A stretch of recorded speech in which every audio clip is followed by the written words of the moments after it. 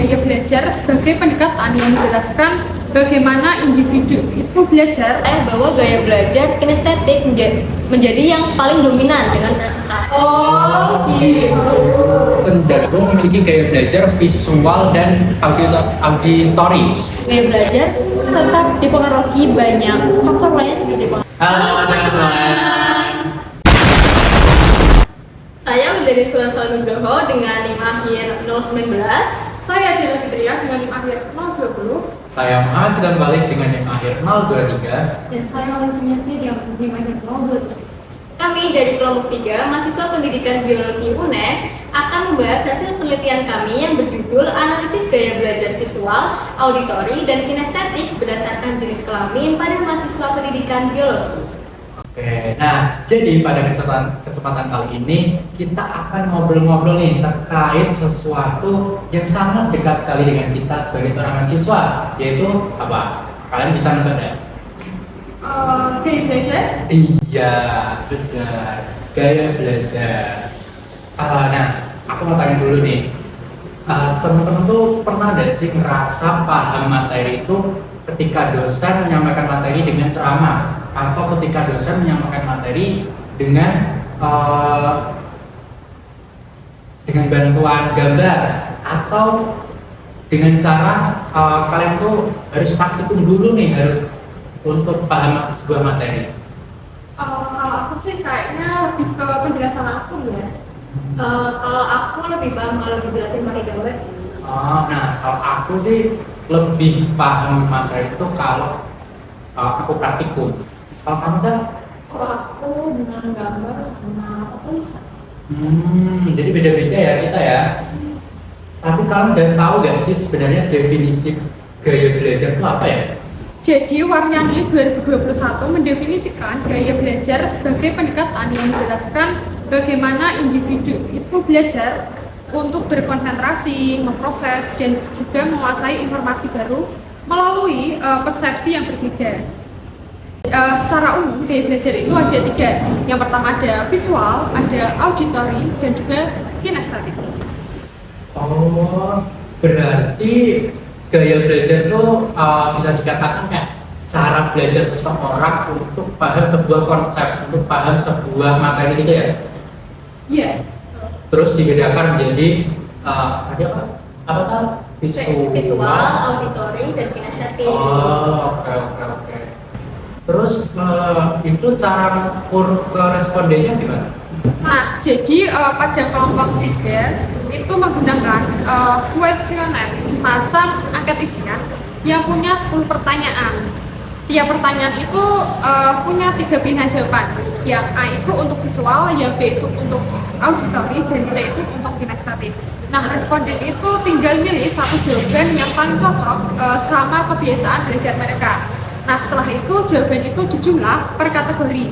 Kategori dengan skor tertinggi itulah gaya belajar dominan si responden. Kalau ada 2 kategori yang sama-sama tinggi, berarti gaya belajarnya itu gabungan. Misalnya visual kinestetik. Hasilnya kami sajikan dalam bentuk diagram lingkaran. Oke, kebayangkan gimana kami itu meneliti. Nah, sekarang sebelum kita lihat hasilnya, ada baiknya kita itu ngerti dulu dasarnya. Apa itu gaya belajar PAK, belajar gimana, dan otak kita itu punya peran apa aja sih di situ. Menurutmu gimana, Sal? Nah, aku singgung sedikit ya. Jadi, gaya belajar merupakan cara setiap individu dalam menerima, memproses, dan memahami informasi selama proses pembelajaran. Dalam penelitian ini, gaya belajar dibagi menjadi 3, yaitu ada visual, auditori, dan kinestetik. Jadi, gaya belajar visual lebih mengandalkan penglihatan seperti gambar, diagram, dan warna. Sedangkan gaya belajar auditori lebih mudah memahami informasi melalui pendengaran, misalnya diskusi atau penjelasan secara lisan seperti Dela tadi. Nah, sedangkan gaya belajar kinestetik lebih menekankan pada aktivitas fisik, praktik langsung, dan gerakan seperti Kidem tadi nih. Nah, secara teoritis terdapat perbedaan kecenderungan gaya belajar antara laki-laki dan perempuan, teman-teman. Jadi, perempuan cenderung lebih dominan dalam kemampuan verbal dan komunikasi sehingga lebih mudah memahami informasi melalui diskusi dan penjelasan secara lisan. Sedangkan laki-laki cenderung lebih dominan dalam kemampuan spasial dan motorik, sehingga lebih mudah memahami informasi melalui gambar, aktivitas praktik, dan pengalaman langsung. Berdasarkan hasil penelitian terhadap 7 mahasiswa laki-laki pendidikan biologi, diperoleh bahwa gaya belajar kinestetik menjadi yang paling dominan dengan persentase sebesar 57,14% atau sebanyak 4 mahasiswa. Kemudian diikuti gaya belajar gabungan sebesar 28,57% dan gaya belajar visual sebesar 14,29%. Pada kelompok laki-laki tidak ditemukan gaya belajar auditori yang dominan. Nah, dominannya gaya belajar kinestetik pada mahasiswa laki-laki ini menunjukkan bahwa mereka cenderung lebih mudah memahami informasi melalui praktik langsung, aktivitas fisik, dan pengalaman nyata. Hal ini juga relevan dengan pembelajaran biologi yang banyak melibatkan praktikum dan observasi lapangan. Nah, itu tadi hasil analisis gaya belajar pada mahasiswa laki-laki. Lalu gimana sih mahasiswa perempuan, apakah memiliki kecenderungan yang sama atau justru berbeda-beda? Nah, tadi kan Salwa sudah menyampaikan nih distribusi gaya belajar mahasiswa laki-laki pendidikan biologi. Nah, di sini saya akan menyampaikan terkait distribusi gaya belajar mahasiswa perempuan dan gabungan pendidikan biologi. Nah, berdasarkan data yang sudah didapatkan pada mahasiswa perempuan pendidikan biologi ini cenderung memiliki gaya belajar visual dan auditori ya secara seimbang dengan persentase 35,71%. Sedangkan untuk gaya belajar kinestetik yaitu dengan persentase 28,57%. Nah, menurut Amin 2018, seorang perempuan itu cenderung lebih nyaman mempelajari materi, memahami sebuah konsep itu melalui kegiatan membaca, kemudian menulis, berkomunikasi, bekerja sama dengan teman, ya. Nah, hal ini itu karena memang kemampuan bahasa dan komunikasi seorang perempuan ini lebih cepat berkembang dan memiliki kapasitas yang lebih baik daripada laki-laki. Kemudian untuk distribusi gaya belajar mahasiswa gabungan antara laki-laki dan perempuan tadi ya di pendidikan biologi ini cenderung memiliki gaya belajar kinestetik yaitu dengan persentase 38,1%. Kemudian gaya belajar visual dengan persentase 28,5%. Kemudian gaya belajar auditori dengan persentase 23,8% dan gaya belajar gabungan dengan persentase 9,50%.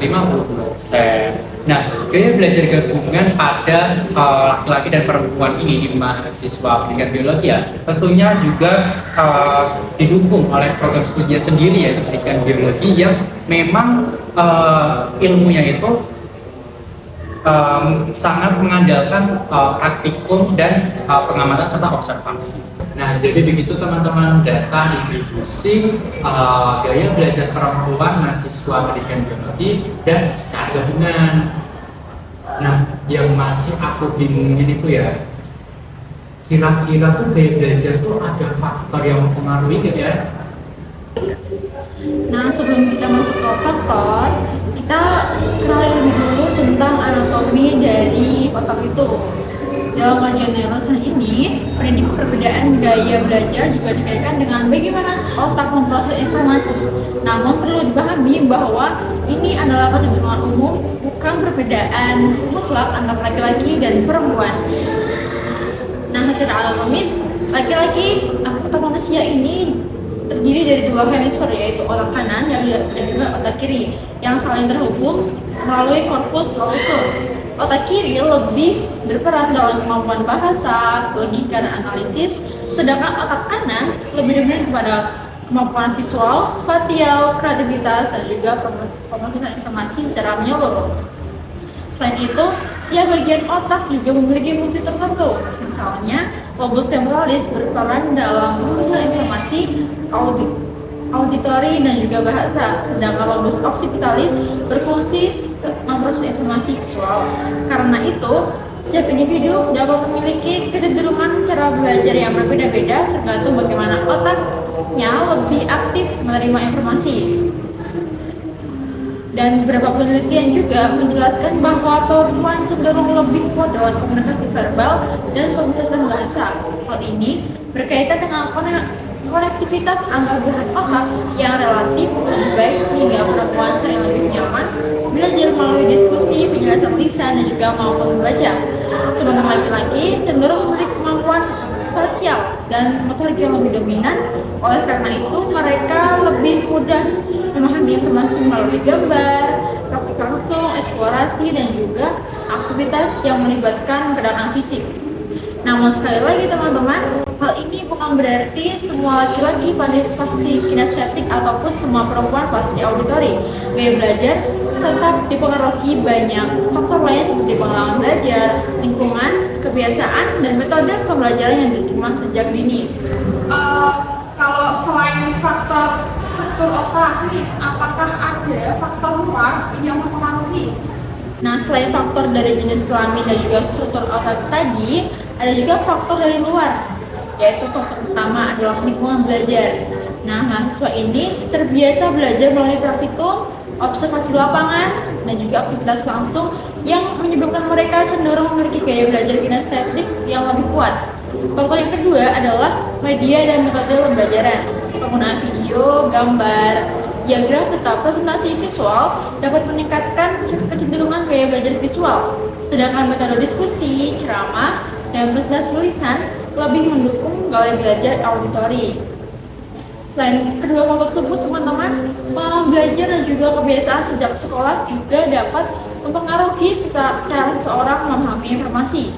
Ada mahasiswa yang terbiasa mencatat, ada yang membaca, ada juga yang memahami materi dengan mendengarkan penjelasan, dan ada juga yang harus mencoba secara langsung agar benar-benar memahami proses pembelajaran.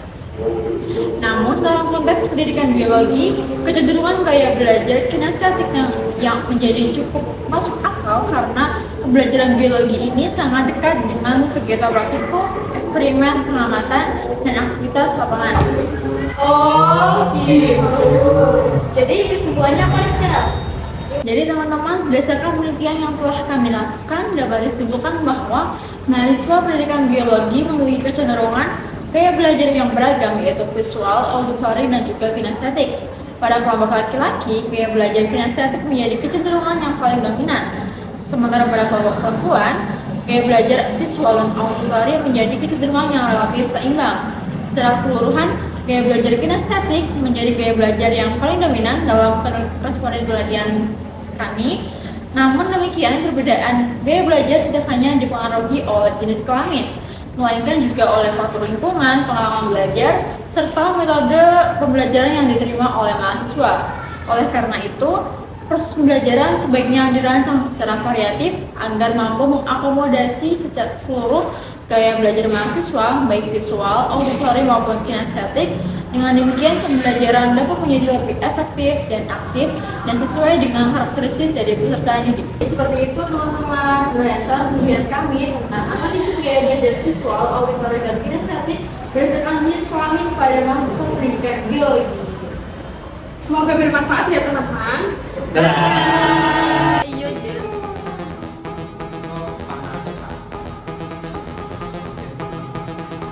I going all the way, don't step on the brakes. I take my drama straight, I'll make you lemonade. Cup up, she walk my way, don't you on my stage. I take my karma straight, I'll make you lemonade. Wait, hold up, no, I can't control my mind. 손끝이 crashing 고민은 just 삼켜버린 damn.